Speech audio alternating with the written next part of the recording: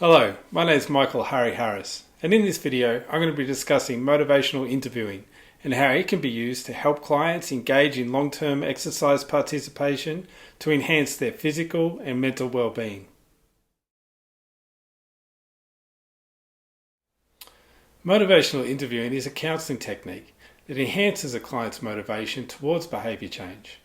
It emphasises that the client is the agent for change and puts them at the centre of the decision-making process. It also emphasises the need for collaboration between practitioner and client. Motivational interviewing has many healthcare applications, but I'll be discussing it in the context of how to get a client engaged with exercise. There is a vital need for healthcare providers to help many of their clients engage with physical activity. Sedentary behaviour is on the rise in Australia, with more than 50% of Australians not meeting the recommended physical activity and exercise guidelines. Sedentary lifestyle can be detrimental to the body and lead to decreases in muscle mass and bone strength, poorer blood circulation, inflammation, weakened immunity, hormonal imbalance, and changes to metabolism. While the most obvious link to physical inactivity is weight gain and obesity, it also can lead to adverse mental health effects such as increases in anxiety and depression, as well as negative physical outcomes such as high blood pressure, high cholesterol, stroke, metabolic syndrome, type 2 diabetes, dementia, coronary heart disease, even certain types of cancers. Sedentary behaviour is becoming one of the leading causes of preventable disease, with many agencies calling it the new smoking. Considering these consequences, engaging in exercise seems like such a straightforward way of preventing disease and disability. Yet for practitioners, it can be discouraging, if not irritating, when such health advice is not adhered to.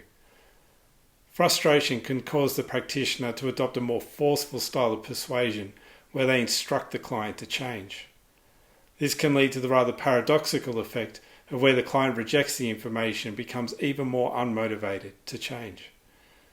So how can practitioners help their clients overcome their obstacles? Well, one established technique is motivational interviewing. Motivational interviewing is a therapeutic approach associated with better health outcomes and long-term adherence to exercise. It emphasises the importance of an equal and reciprocal relationship between the practitioner and the client. This approach can be contrasted with an authoritative approach where the client is told what to do, which doesn't enhance their motivation. For example, telling the client what changes they should make, what exercises they should do, makes exercise seem even more laborious and doesn't take into consideration their interests. By partnering with the client, motivational interviewing provides a space where both practitioner and client can explore the reasons and motivations towards adopting behaviour change. The trans-theoretical model of behaviour change suggests that there are stages people pass through before they incorporate exercise as a long-term behaviour. This model is informative as motivational interviewing can be tailored depending on what stage they're in. For example, in the contemplation stage, it might be helpful to discuss the client's ambivalence towards adopting new behaviour. It might involve exploring the reasons why they want to change to help motivate the client. If they're in the relapse stage, it could be helpful to discuss the benefits that they were experiencing while they were exercising. However, to help guide practitioners, there are principles that encapsulate the overarching theme of motivational interviewing.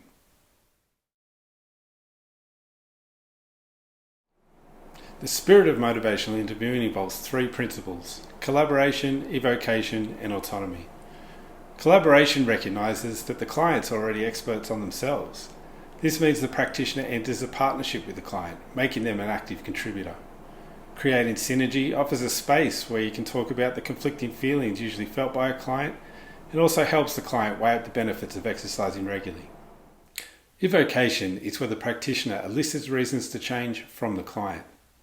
This will activate the client's motivation, thereby challenging their usual behaviour. Evoking responses helps the client connect their own personal goals to behaviour change. This could involve a discussion of the motivation of why they want to start exercising, what they perceive the benefits to be, and how confident they feel they can make the change. Autonomy asserts that although the practitioner can inform, the change needs to come from the client. Using techniques such as positive feedback and realistic goal setting can build self-confidence in the client, but it's important to ensure they feel in control of their own lives. Practitioners need to acknowledge the clients have a right not to change and not present themselves as too authoritarian.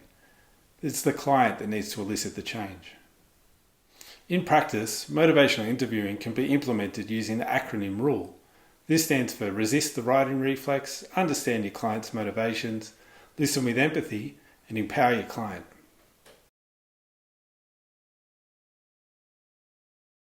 Practitioners want to help their clients, but it can be easy to fall into a trap of telling the clients what they should do. When practitioners do this, they're getting the client to actively recall the reasons why they're not engaged with exercise.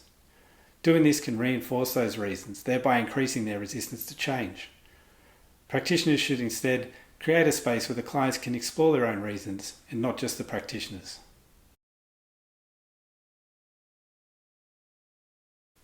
Clients need to be driven by their own motivations, as this will result in lasting behaviour change. Taking the time to explore a client's ambitions will activate the motivation within the client and also inform the practitioner of potential barriers the client may be facing. Practitioners should take the time to explore what drives the client. Practitioners should always listen to their clients and display understanding. Showing compassion will form the basis of a successful therapeutic relationship. A great guiding principle is to spend half the time talking and half the time listening.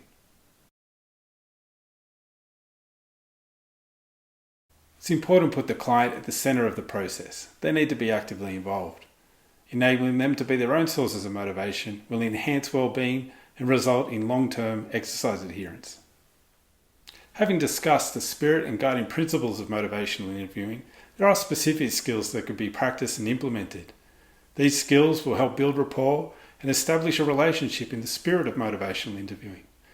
These skills can be summed up with the acronym OARS. This stands for Open-Ended Questions, Affirmations, Reflections, and Summarizing. Open-ended questions will provide much more detail than simple yes or no questions. The principle here is that the client does most of the talking. This will elucidate what drives the client. For example, you could ask, you mentioned you weren't exercising at the moment. Is there anything you can think of that might help? Recognizing the achievement is important to build rapport and can be validating. This can be in the form of a compliment or recognizing when a client is understanding and responding to what's being said. Comments such as, it took a lot of strength to say that, or I believe you can make these changes, can be rewarding and strengthen motivation.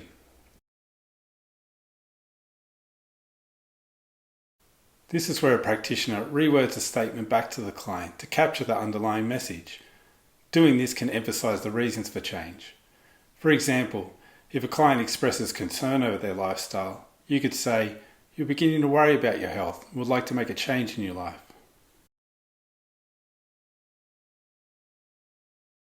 It's important to make sure that the client knows they've been understood.